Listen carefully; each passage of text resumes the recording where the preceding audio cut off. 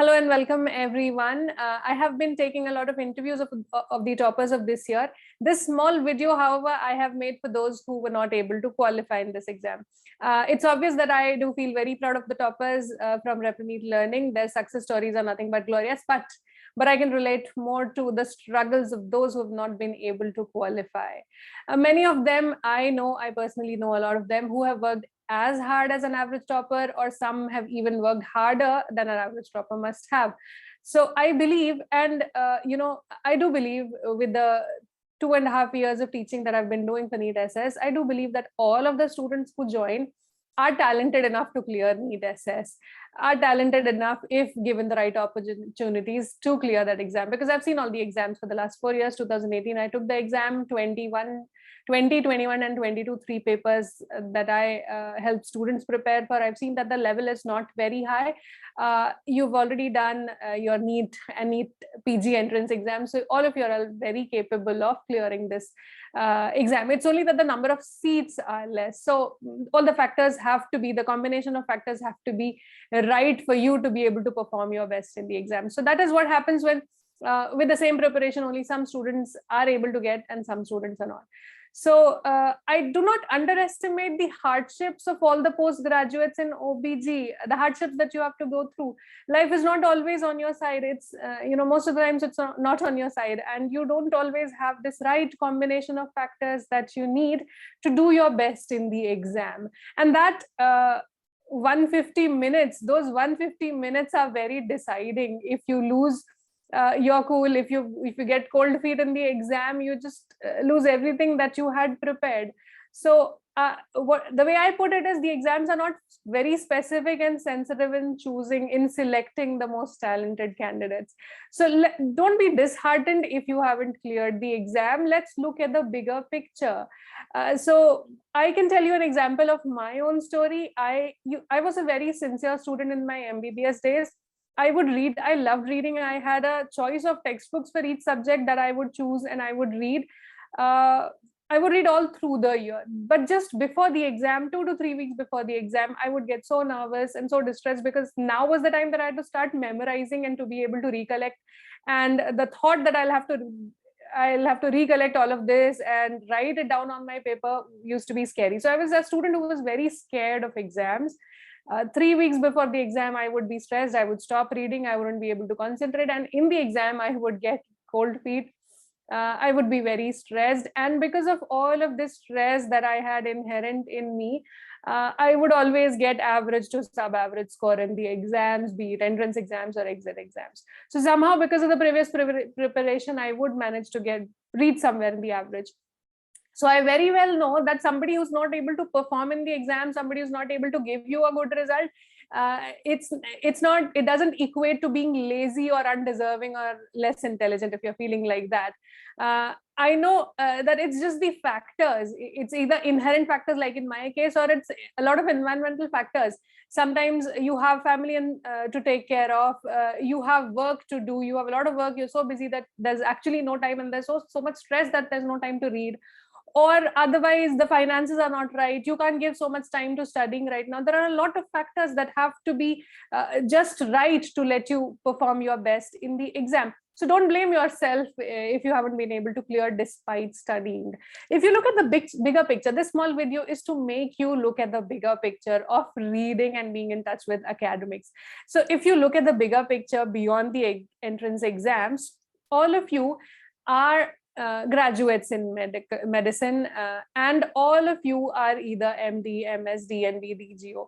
So this means that you're already a certified professional who is educated more than what an average citizen of the country is educated. So you already have a certified above average intelligence and knowledge. So one exam after your post-graduation shouldn't matter so much.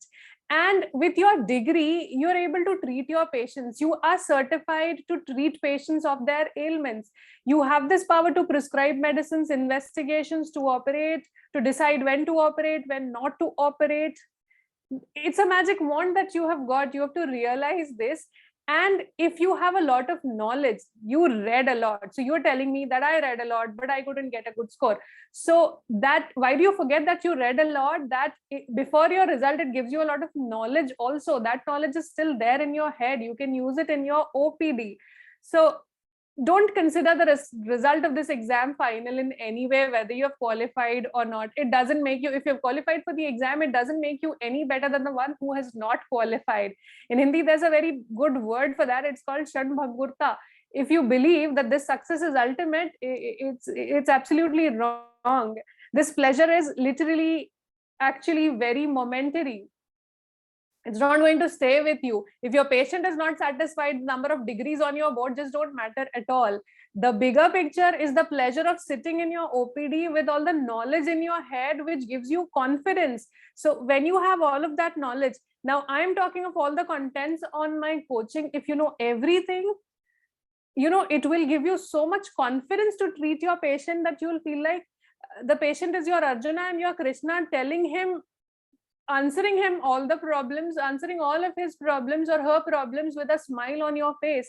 So this confidence, in the long run is going to benefit you a lot. Whether you do gynae oncology or reproductive medicine or not, you're already a postgraduate in OBG, you start your practice, get your patients and gain that confidence.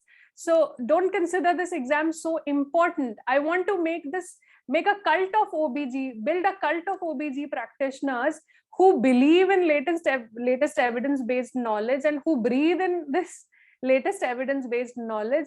And because of which, what happens? You become confident. You're always ethically correct. You're well-spoken, you're soft-spoken, you're calm, you're poised. All of this is just because you have got so much knowledge and so much confidence in your practice. This hassle-freeness that you will enjoy when your patient is happy, this is actually glorious. It's not the result, not the success story right now, which is glorious. What is glorious is your patient's confidence in you. Your mind gets decluttered of the unsatisfied, judgmental patients in your OPD. The person sitting next to you in the next clinic who's not so well read is going to be bothered, is going to be thinking about that unsatisfied patient he sent home today, the judgmental patient who doubted his clinical judgment. So that you get freedom from that decluttering of your mind, that actually is a nirvana for clinicians. So don't run after the exam, don't run after clearing the exam. That's not the end.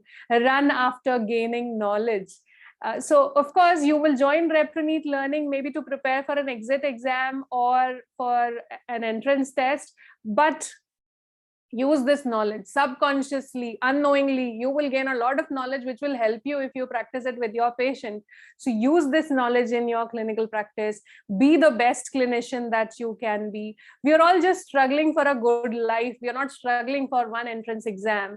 Let's strive to win this struggle, not just the exam.